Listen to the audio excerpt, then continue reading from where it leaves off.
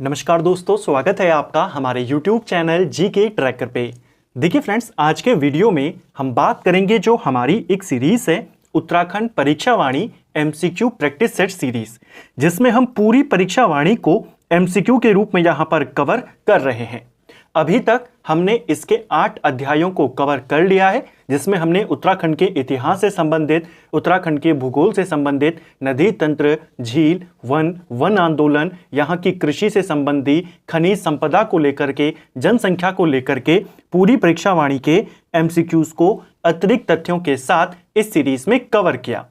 हम 9वें अध्याय को कवर कर रहे थे, जिसमें हम राज्य की जो जनजातियां हैं उनसे संबंधित प्रश्नों को देख रहे हैं।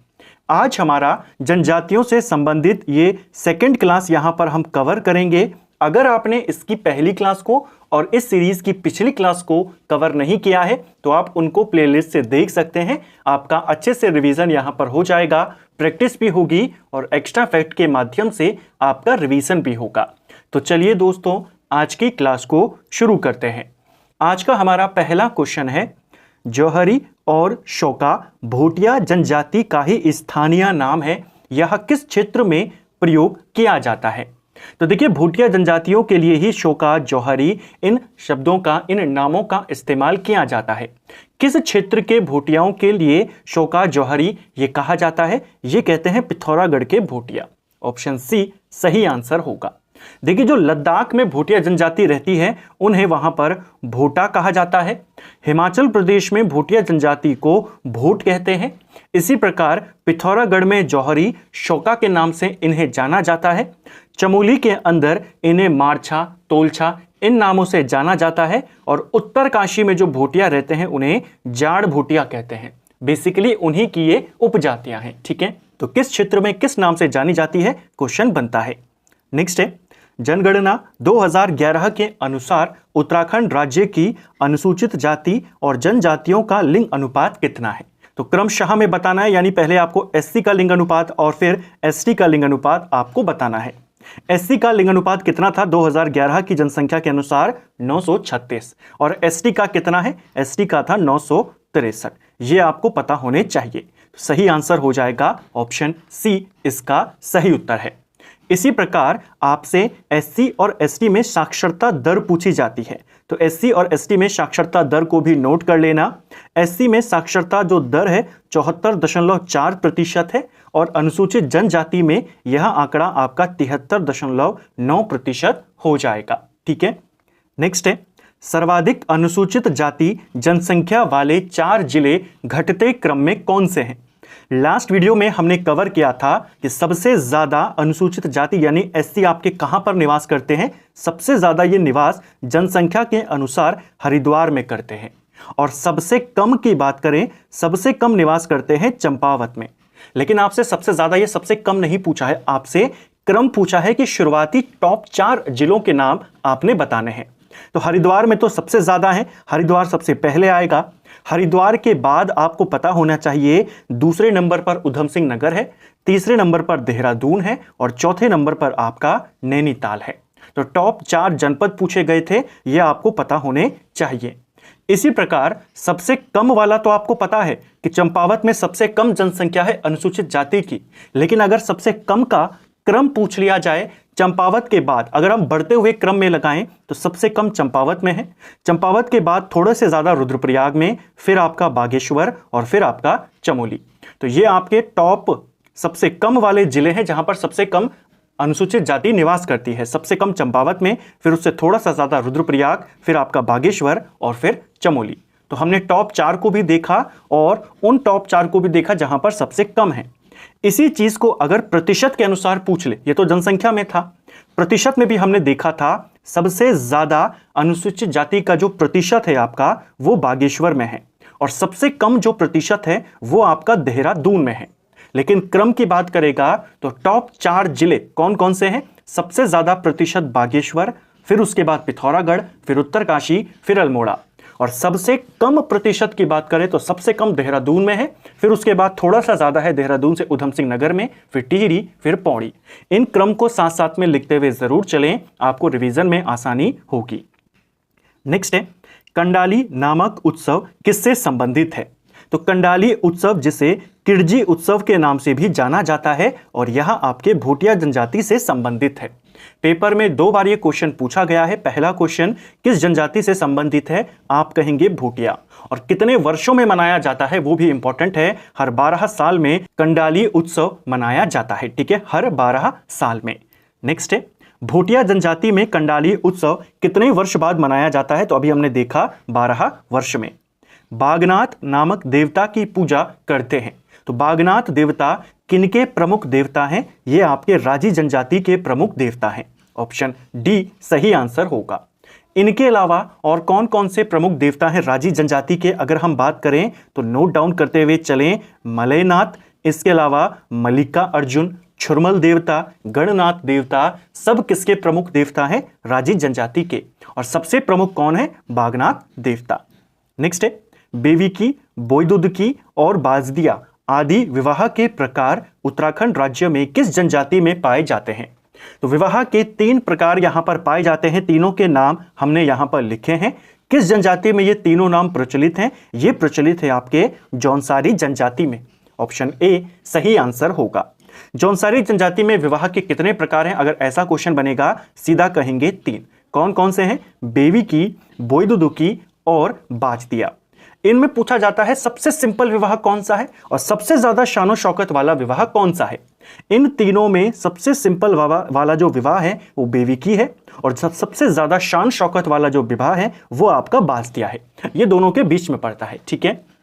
तो इसको आपने याद करना है किस जनजाति में है, कौन ज्यादा सिंपल है और कौन ज्यादा शान शौकत वाला है। जौनसारियों को लेकर एक क्वेश्चन और याद करना, पेपर में पूछा गया था कि जौनसारी जनजाति में विवाह पूर्व लड़की को क्या कहा जाता है। विवाह पूर्व लड़की को दयंती कहा जाता है और विवाह उपरांत इन्हें रयांती कहा जाता है। तो एक क्वेश्चन बना है, दयंती रयांती का संबंध किससे है, जौनसारी जनजाति से है। दयंती विवाह से पूर्व और रयांती विवाह के बाद, ठीक है। नेक्स्ट है उत्तराखंड राज्य में जनगणना 2011 के आधार पर सर्वाधिक अनुसूचित जनजाति वाले 4 जिले कौन से हैं। अब जनजाति की बात है, ऊपर हमने जाति की बात करी थी, एससी की बात करी थी। अब आपको टॉप एसटी वाले जिले पता होने चाहिए, जनसंख्या में भी और प्रतिशत में भी। इसको कवर करते हैं। लास्ट वीडियो में हमने कवर किया था कि राज्य में सबसे ज्यादा अनुसूचित जनजाति, चाहे जनसंख्या हो चाहे प्रतिशत हो, वो आपके उधम सिंह नगर में निवास करती है।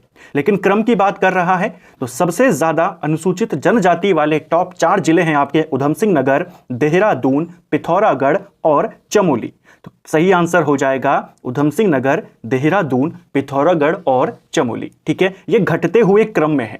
इसी प्रकार सबसे कम अनुसूचित जनजाति कहां पर निवास करती है, किस जनपद में निवास करती है, सबसे कम निवास करती है रुद्रप्रयाग में। और इसको बढ़ते हुए क्रम में आगे ले चलें तो थोड़े से ज्यादा टिहरी में, उससे ज्यादा अल्मोड़ा और फिर चंपावत। ये टॉप 4 जिले, ये सबसे कम वाले 4 जिले। इसी प्रकार प्रतिशत में बात करें, उधम सिंह नगर वहां भी टॉप पर है। उधम सिंह नगर के बाद देहरादून, पिथौरागढ़, चमोली, सेम क्रम है, वही वाला क्रम है जो जनसंख्या में है। लेकिन प्रतिशत में का यहां पर क्रम चेंज हो जाता है। परसेंटेज में सबसे कम अनुसूचित जनजाति टिहरी में निवास करती है, फिर अल्मोड़ा, फिर पौड़ी और फिर हरिद्वार, ठीक है।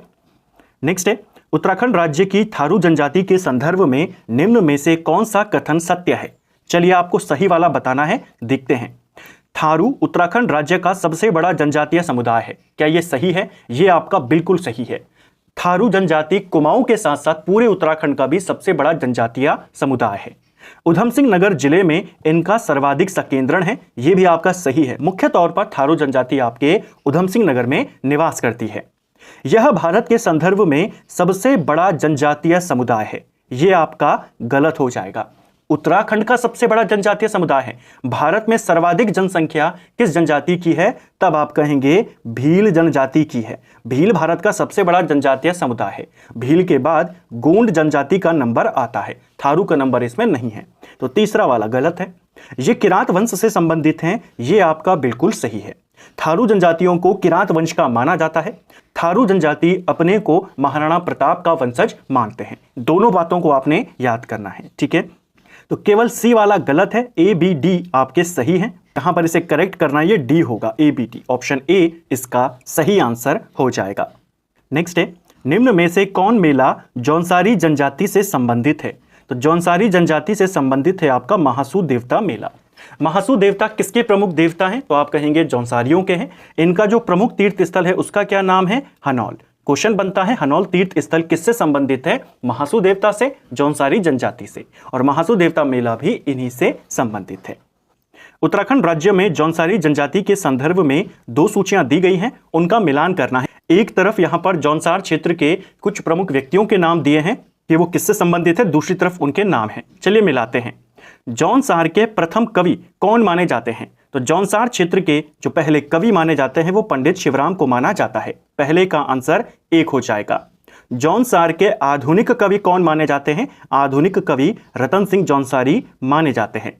जौनसार के पहले समाज सेवी कौन थे? वो थे आपके केदार सिंह, यानी 1, 2 के बाद 4 आंसर होगा। और फादर ऑफ जौनसार से सम्मानित होने वाले पहले व्यक्ति थे भाव सिंह चौहान, जो कि आपके नंबर 3 पर आएगा। तो 1, 2, 4, 3 इसका सही क्रम यहां पर होगा। ठीक है, 1, 2, 4, 3 ऑप्शन बी इसका सही उत्तर है।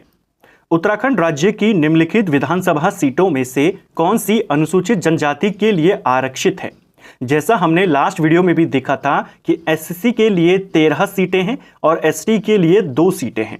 इन 13 सीटों में पूछा जाता है कि सबसे ज्यादा किस जनपद में है, तब आप हरिद्वार को बताएंगे क्योंकि जनसंख्या वहीं पर इनकी सबसे ज्यादा है। एसटी की आपके पास केवल 2 सीटें रिजर्व्ड हैं, आपको उनके नाम पता होने चाहिए। एक आपकी चकराता है और एक आपकी नानकमत्ता है। एक आपकी देहरादून में, एक आपके उधम सिंह नगर में। ए और सी इसका सही आंसर होगा, ए और सी। उत्तराखंड राज्य में मारछा, तोलछा, जौहरी, शौका, दारमिया निम्नलिखित किस जनजाति की उपजातियां हैं? तो किसकी हो जाएंगी? भोटिया की हो जाएंगी। होगण, ढलिया, गोटरे यह किस जनजाति के त्यौहार हैं? ये question as it is paper में आया था। ये सारे त्यौहार आपके मुख्य तौर पर बोक्सा जनजाति में मनाए जाते हैं। ऑप्शन ए हमारा सही आंसर हो जाएगा। ठीक है, सबसे प्रमुख त्यौहार अगर पूछेगा बोक्सा जाति का कौन सा है, तब आप कहेंगे चैती त्यौहार या चैती मेला जिसको कहा जाता है। ये सबसे प्रमुख है। ये आपके अन्य हैं जो पेपर में आए थे। होगण हो गया, डलिया, गोटरे, इसके अलावा एक त्यौहार है इनका नोबी, ये भी पेपर में पूछा जाता है। ठीक है, शयाणा नामक संस्था किस जनजाति से संबंधित है? तो शयाणा नामक संस्था नहीं, यहां पर खुमरी नामक संस्था है जिसके प्रमुख को ग्राम शयाणा कहा जाता है। तो यह किस जनजाति में प्रचलित है? मुख्य तौर पर जौनसारियों में प्रचलित है। ठीक है, यह एक राजनीतिक संस्था है। पंचायत के आने से पहले यही संस्था इन क्षेत्रों में चलती थी। वीर केसरी जैसी प्रसिद्ध रचना के रचनाकार और जौनसार क्षेत्र के पहले कवि कौन है? तो जौनसार के पहले कवि किसे माना जाता है? यह माना जाता है पंडित शिवराम को, और इनकी एक प्रसिद्ध रचना है, रचना का नाम है वीर केसरी। वीर केसरी भी आपके जौनसारी समाज से आते थे। 3 मई 1945 को उनको फांसी की सजा दी गई थी। उनकी स्मृति में हर साल 3 मई को चौली थातने मेले का आयोजन भी किया जाता है। क्वेश्चन बन सकता है। ठीक है, आजाद हिंद फौज के सिपाही थे, इम्फाल युद्ध में उन्होंने भाग लिया था, बाद में उनको फांसी की सजा दी गई। तो उनके ऊपर एक रचना है वीर केसरी, जो कि किसकी है? पंडित शिवराम की। जौनसारी लोगों में राजनैतिक जागरूकता का जनक किसे माना जाता है? तो जौनसार क्षेत्र में राजनैतिक जागरूकता किसके द्वारा फैलाई गई, किसको इसका जनक माना गया है? यह माना जाता है आपका ऑप्शन डी, गुलाब सिंह को यहां पर राजनैतिक जागरूकता का जनक माना जाता है। यहां से जौनसार क्षेत्र से जौनसारी जनजाति से मंत्री बनने वाले पहले व्यक्ति कौन थे? गुलाब सिंह थे। इस क्षेत्र में राजनीतिक जागरूकता जो फैलाने का श्रेय है वो इन्हीं को जाता है। ठीक है, केदार सिंह की बात करें, जैसा हमने ऊपर देखा, जौनसार के पहले समाज सेवक थे। जौनसार क्षेत्र में जन जागृति का श्रेय इनको जाता है। इसी प्रकार पंडित शिवराम के बारे में हमने ऊपर बात करी, जौनसार क्षेत्र के पहले कवि है, और वीर केसरी चंद के बारे में भी हमने ऊपर बात करी। नेक्स्ट है पौड़ा नृत्य किया जाता है। तो पौड़ा नृत्य अब आप आसानी से बताएंगे भोटिया जनजाति करती है, और इसी के समकक्ष 2 नृत्य कौन कौन से थे? एक आपका छोलिया और एक आपका सरौ नृत्य। छोलिया नृत्य आपके कुमाऊं में किया जाता है, सरौ नृत्य आपके गढ़वाल में किया जाता है। ये तीनों नृत्य एक ही प्रकार के हैं। वीर गाथा नृत्य या युद्ध नृत्य इनको कहा जाता है, तलवार ढाल के साथ ये किया जाता है। ठीक है, बस फर्क इतना है, ये भोटिया जनजाति के द्वारा होता है, ये कुमाऊं में होता है, ये गढ़वाल में होता है। नेक्स्ट है भोटिया जनजाति के विभिन्न क्षेत्रों में स्थानीय नाम के आधार पर कौन सा विकल्प गलत है? चलिए देखते हैं। जाड़ भोटिया उत्तरकाशी के गंगा घाटी में निवास करने वाले भोटियाओं को कहते हैं, सही है। भोट लद्दाख के क्षेत्र के जो भोटिया हैं उनको भोटा कहा जाता है, ये भी सही है। जौहरी भूटान के भोटिया नहीं, जो पिथौरागढ़ के भोटिया हैं उनको कहा जाता है, तो सी वाला आपका गलत है। मारछा तोलछा चमोली के भोटियाओं को कहते हैं, ये भी आपका सही है। वर्ष 2011 की जनगणना के अनुसार अनुसूचित जनजाति का उच्चतम प्रतिशत कहां पर दर्ज किया गया? तो अभी मैंने आपको सारे क्रम बताए थे ऊपर स्टार्टिंग में। एसटी में आपके लिए याद करना आसान है, आपसे चाहे जनसंख्या में पूछ ले चाहे प्रतिशत में पूछ ले, दोनों में आंसर क्या होगा? उधम सिंह नगर हो जाएगा, ऑप्शन डी। नेक्स्ट है, निम्न में से कौन सी जनजाति लकड़ी की शिल्पकला के लिए जानी जाती है? तो काष्ठ कला के लिए प्रसिद्ध कौन सी जनजाति है? कई बार हमने इसको कवर किया है, पेपर में भी पूछा गया है। काष्ठ शिल्प के लिए प्रसिद्ध है आपकी राजी जनजाति, ऑप्शन सी सही आंसर होगा। कौन सी जनजाति किस जनपद में ज्यादा निवास करती है? वो क्वेश्चन आता है, जैसे हमने ऊपर देखा था कि थारू सर्वाधिक निवास करते हैं उधम सिंह नगर में। इसी प्रकार अगर क्वेश्चन बन जाए राजी सर्वाधिक कहां निवास करते हैं, तब आप कहेंगे ये सबसे ज्यादा पिथौरागढ़ में निवास करते हैं। इसी प्रकार जो जौनसारी जनजाति है वो सबसे ज्यादा कहां निवास करती है? जौनसारी जनजाति सबसे ज्यादा देहरादून में निवास करती है। भोटिया जनजाति वो भी सबसे ज्यादा पिथौरागढ़ में निवास करती है, ठीक है। नेक्स्ट है, गोलू देवता का उद्भव स्थान कौन सा है? तो गोलू देवता का उद्भव स्थान, इनका मूल स्थान चंपावत को माना जाता है, ऑप्शन ए सही आंसर होगा। यह क्वेश्चन भी पेपर में बना था कि गोलू देवता जिन्हें न्याय के देवता के रूप में पूजा जाता है, कुमाऊं के सर्वाधिक पूजे जाने वाले लोक देवता हैं, इनका मूल स्थान, इनका जो उद्भव स्थान है वो कहां है? आप कहेंगे चंपावत में है, ठीक है। इन्हें गौरिल देवता, गोरिया देवता, भनारिया, इन सब नामों से जाना जाता है, ठीक है। न्याय के देवता के रूप में ये माने जाते हैं सबसे ज्यादा। कहां है? Champawat, option A. भोटिया जनजाति के ग्रीष्मकालीन अधिवासों को मैत कहा जाता है, शीतकालीन आवासों को क्या कहेंगे? तो भोटिया जनजाति जैसा हमने ऊपर देखा था, पहले भी बात करी थी कि अर्ध घुमंतु जनजाति है, ऋतु प्रवासी करते हैं। इनके ग्रीष्मकालीन आवासों को मैत कहते हैं, शीतकालीन आवासों को गुंडा या मुंसा कहते हैं, ऑप्शन बी। निम्नलिखित में से किस जनजाति के लड़कियों को पिता के घर में विवाह पूर्व यहां पर होगा देहांती और विवाह के बाद पति के घर में रयांती कहा जाता है? तो देहांती रयांती कब कहते हैं वो भी आपको पता होना चाहिए, और किस जनजाति में प्रचलित है वो आपको याद होना चाहिए। जौनसारी में है, विवाह से पहले देहांती और विवाह के बाद आपका रयांती कहते हैं, ठीक है। राजी जनजाति के निवास स्थान को क्या कहते हैं? जैसे हमने भोटियाओं की बात करी, ग्रीष्मकालीन आवास को मैत कहते हैं, शीतकालीन को गुंडा या मुंसा कहते हैं, उसी प्रकार राजी जनजाति के आवासों को रतुड़ा कहते हैं। इसको याद करेंगे, ऑप्शन बी सही आंसर होगा। राजी जनजाति की भाषा को क्या कहते हैं? इनकी भाषा को मुंडा कहते हैं, ठीक है। रोम्बा भी भाषा है, लेकिन किस जनजाति में प्रचलित है? ये आपके जाड़ भोटियाओं की भाषा है, ठीक है। जौनसार का हनोल मंदिर किस वास्तु शैली में बनाया गया है? तो हनोल मंदिर, अब आपको पता होगा किसका प्रमुख तीर्थ स्थल है? जौनसारियों का, और जौनसारियों के प्रमुख देवता कौन है? महासू देवता। तो हनोल मंदिर किससे समर्पित है? महासू देवता को, यानी महाशिव को समर्पित है। यह आपके हूणश वास्तु शैली में बना हुआ है, पेपर में पूछा गया है, महत्वपूर्ण है। नुंगटंग देवी की पूजा की जाती है, तो किस जनजातीय समुदाय के द्वारा नुंगटंग देवी की पूजा की जाती है? देखिए, उत्तराखंड में 5 प्रमुख जनजातीय समुदाय हैं आपके, थारू, बोक्सा, राजी, भोटिया, जौनसारी। उनके अलावा भी हमें कुछ और जनजातियां यहां पर देखने को मिलती हैं, लेकिन उनकी संख्या बहुत ही ज्यादा कम है, इसीलिए टॉप 5 को ही हम लेकर चलते हैं, उन्हीं से आपके प्रश्न आते हैं। इसी में एक है आपका रंग समुदाय, जिनके द्वारा नुंगटंग देवी की पूजा की जाती है, ठीक है।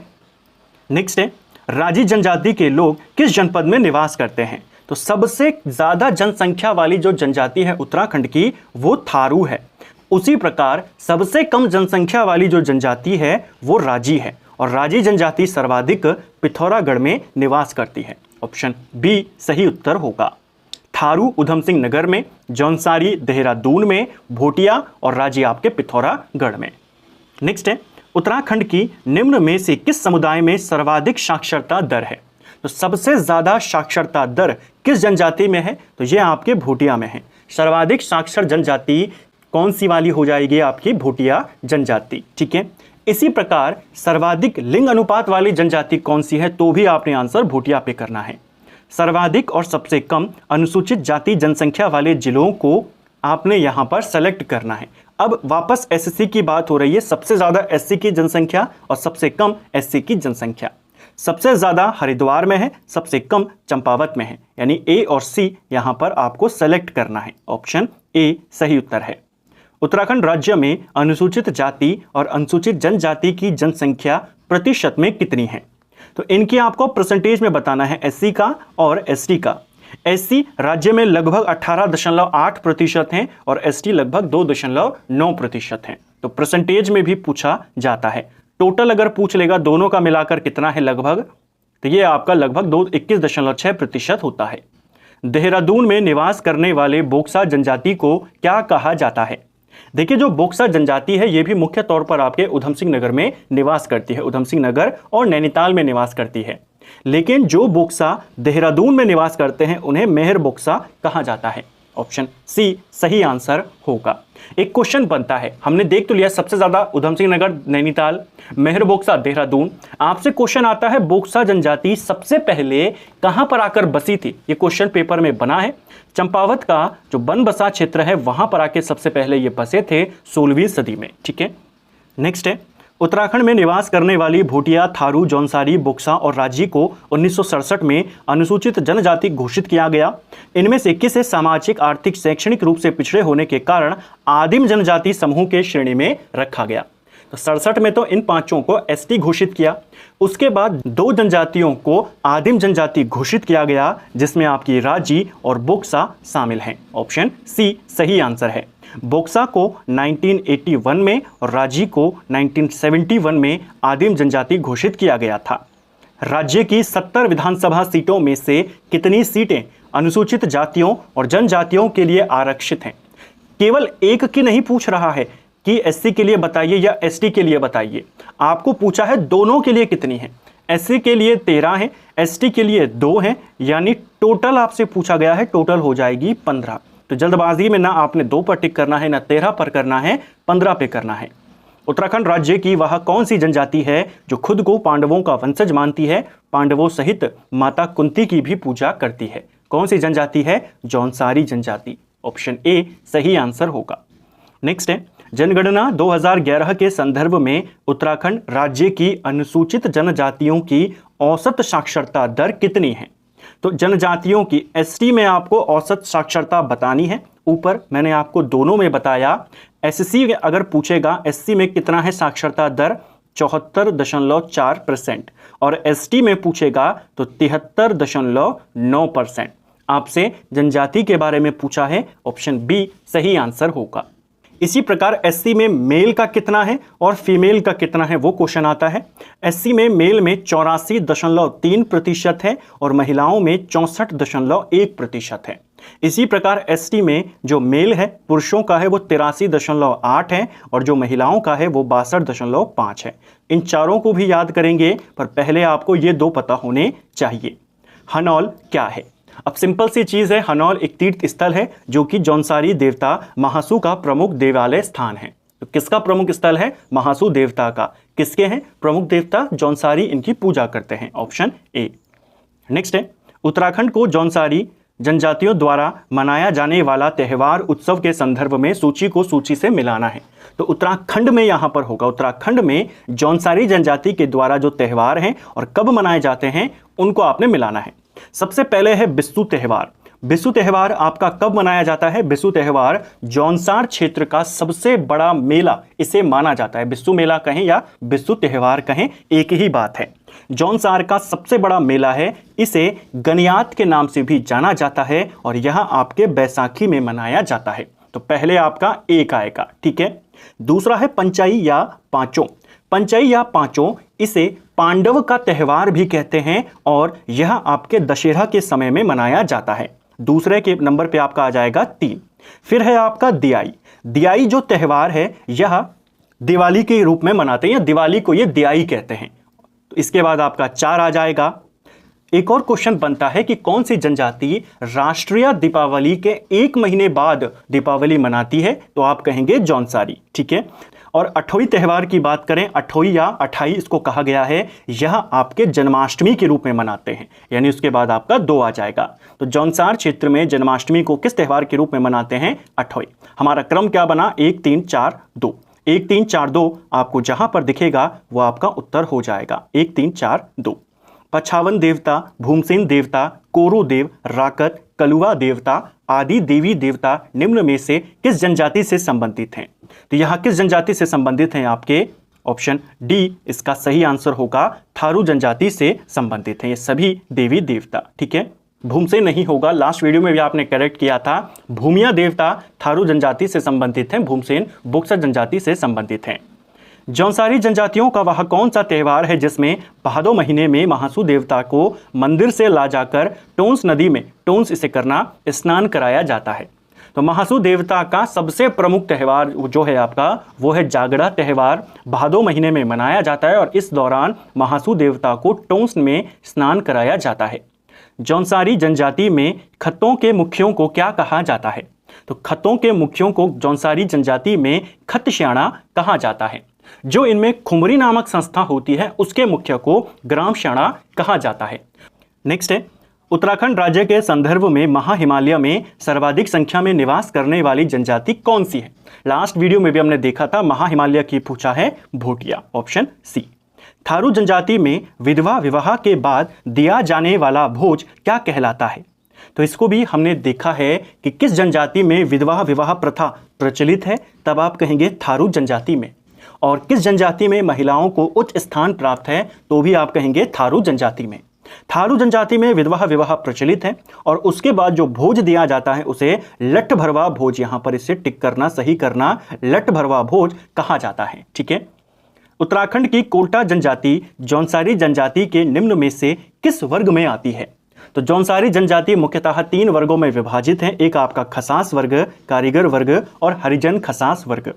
खसास वर्ग में ब्राह्मण राजपूत शामिल हैं, कारीगर वर्ग में लोहार सुनार बढ़ई जोगी ये सब शामिल हैं और हरिजन खसास वर्ग में आपके कोल्टा मोची डोम ये सारी जनजातियां शामिल हैं। तो कौन किस वर्ग में है अभी तक नहीं पूछा गया है, लेकिन चांस इसके बन सकते हैं। खुमरी उत्तराखंड राज्य के संदर्भ में क्या है? तो खुमरी है, क्या हो जाएगी खुमरी? जौनसारी जनजातियों का सबसे पुरानी राजनीतिक संस्था। खुमरी नामक समिति या संस्था के प्रमुख को क्या कहते हैं? इसके प्रमुख को ग्राम श्याणा कहते हैं, ऑप्शन ए। प्राचीन समय में जौनसारी जनजातियों के 2 या 2 से अधिक गांवों के विवादों, मालगुजारी, दीवानी मामले का निपटारा होता था। किसके द्वारा होता था? खत खुमरी के द्वारा होता था। ठीक है, नेक्स्ट है, थारुओं द्वारा चावल से स्वनिर्मित शराब को क्या कहते हैं? तो थारू जनजातियां द्वारा जो खुद वो शराब बनाते हैं उसे क्या कहा जाता है? उसे जाड़ कहते हैं, ऑप्शन बी। भोटियाओं में यह एक उपजाति है और थारू जनजाति में जो उनके द्वारा शराब बनाई जाती है उसे जाड़ कहते हैं। ठीक है, नेक्स्ट है, उत्तराखंड में थारू जनजातियों में दोनों पक्षों में विवाह तय होने को क्या कहते हैं? तो थारू जनजाति में जब विवाह पक्का हो जाता है, विवाह दोनों पक्षों में तय हो जाता है, उसे क्या कहा जाता है? इसे पक्की पौड़ी कहा जाता है।